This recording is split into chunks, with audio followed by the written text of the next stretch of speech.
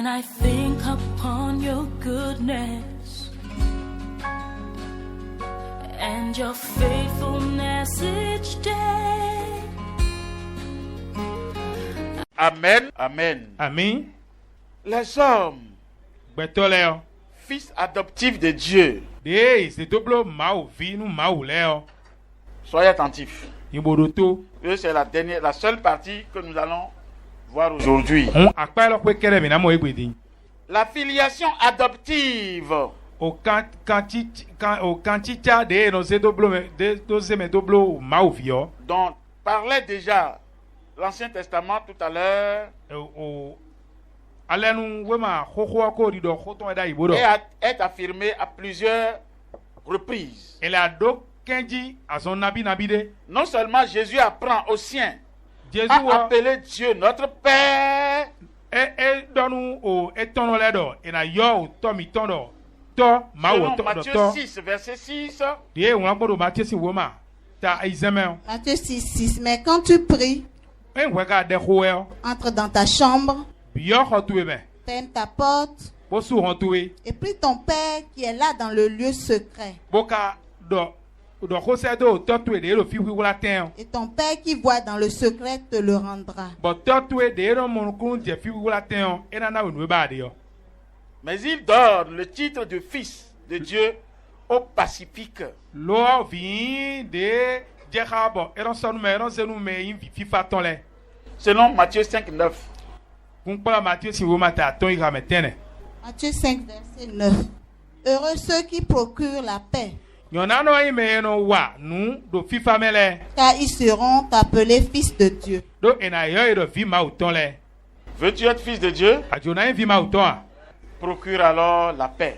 o de walo de yin fifa ton Au charitable, nu me do wan yin le o selon Luc 6, 35.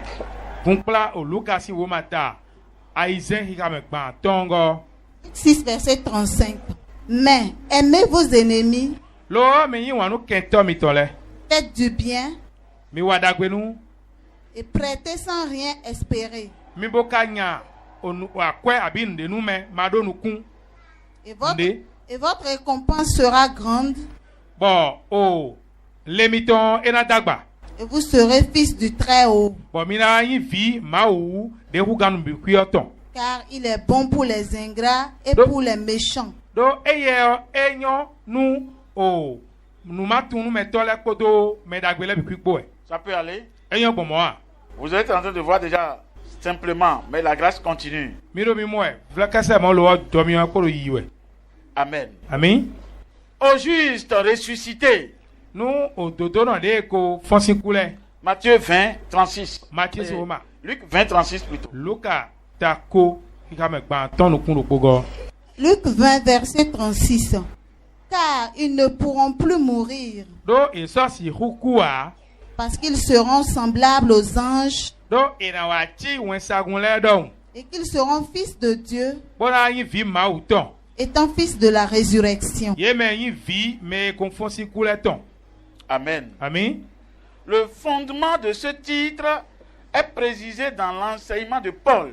o dondonu onu a o vi si a sa kwenu me loton e wa do kenji do nu klo me Paul oton L'adoption filiale o ezebe do blo vi était déjà l'un des privilèges d'Israël selon Romains 9, verset 4. ene ko yin o joloje do ko sonu me da iro Israel vile tenti Romains 9, verset 4. Qui sont israélites, Israel nu wen ye à qui appartiennent l'adoption ye dele wen o me tiamboze o vi jona et la gloire koto kigolekpo et les alliances koto alenu lekpo et la loi koto sen lekpo et le culte koto sinsen lekpo et les promesses. koto akpagbe lekpo Amen. ami Mais c'est en un sens beaucoup plus fort que tous les chrétiens sont maintenant fils de Dieu par la foi au Christ Jésus. lo do akpakwe sien de wa nji wa zombo yeze yisero la bi kwito blo vi ma uton bon Christ Jesus wo me Galates 3, verset 26. do galate si wo mata ton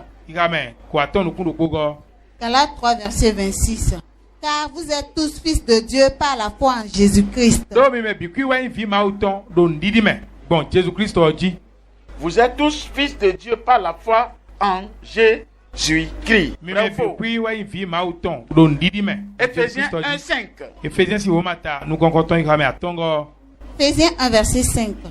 Nous ayant prédestinés dans son amour à être ses enfants d'adoption Wenu ekoblo titoro midi na dosi yin vi wanyina tonton. par Jésus-Christ, Bon Jésus Christ me on. selon le bon plaisir de sa volonté. Kunkla de yin julo dagbe tonton. Amen. Amen. Ils ont en eux l'esprit qui les a fait adopter selon Galates 4, verset 5 à 7. O gbigbe no zeme doblo viyo ewe wa kwen yeme. Galates 4, 5 à 7.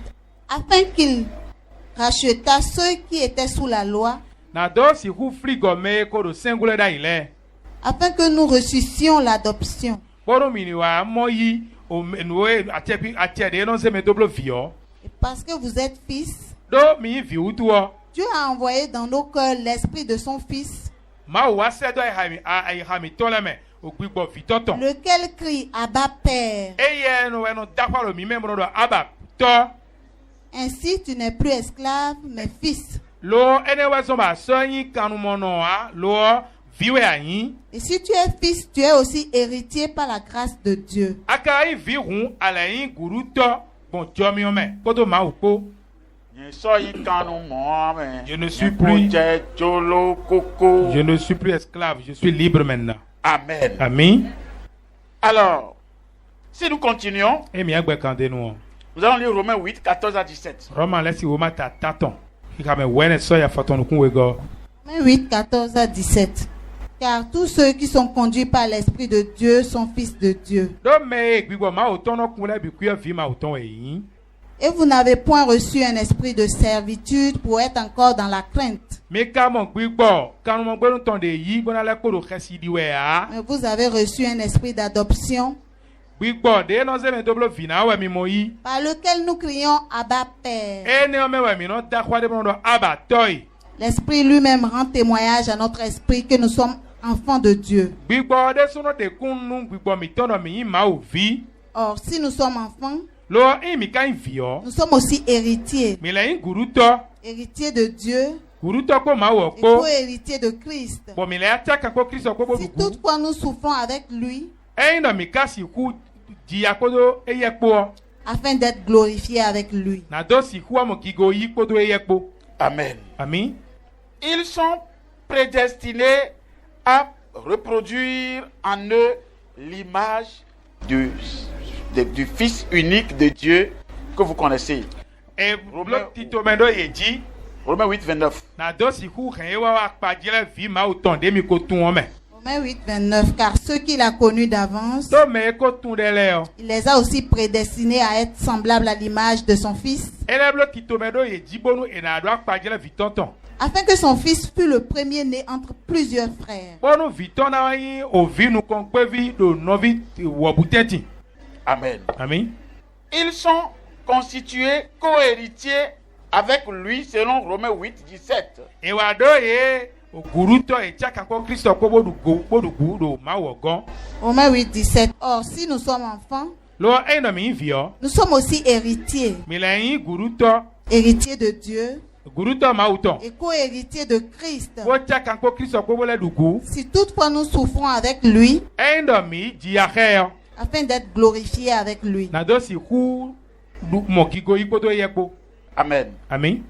Alors, cela suppose E do yin we do. chez eux une Oui. véritable régénération selon Titre 3, verset 5. E do yin we do ye de gondo o mehen wa yo zun yo yo devo. Titre 3, verset 5. Il nous a sauvés, E kula mi ga. non à cause des œuvres de justice que nous aurions faites, E o wa lo dodo ton de mi blo le wu a. mais selon sa miséricorde, Lo kun kula le bla o kun meton wu. par le baptême de la régénération Bon men yon do to me de no reme me fo me si ku o me. et le renouvellement du Saint-Esprit. Kodo me renzu yo yo bon ma o sin gbigbo dali. 1 Pierre 1, 3. Peter si we ma nu konkoton ta. Nu konkoton higame atongo. 1 Pierre 1, 3. Béni soit Dieu le Père de notre Seigneur Jésus-Christ. dona no wa yin ma o to mi to akuro mi to Jesus Christ to Et selon sa grande miséricorde, de yin o do agbadi do o le bla okunu me tonton me on nous a régénérés e wa hemi fligo pour une espérance vivante nu kundi do o gbeno tonde par la résurrection de Jésus-Christ d'entre les morts. bon fonsi ku Jesus Christ ton si o ku me kuku le tienti 1 Pierre 2, Peter sin o manu kongon don tawi verset 2. ki ka me wego Pierre 2:2. Désirés comme des enfants nouveau-nés, di vi de ko ti yoyo don le o mi wa do juro le lait spirituel est pur, de yin anosin o de class wiwe o afin que par lui vous croissiez pour le salut. ponu gbon elo dali o mi na gbloda bo suro kun game But I'm grateful for your mercy. And I'm grateful for your grace.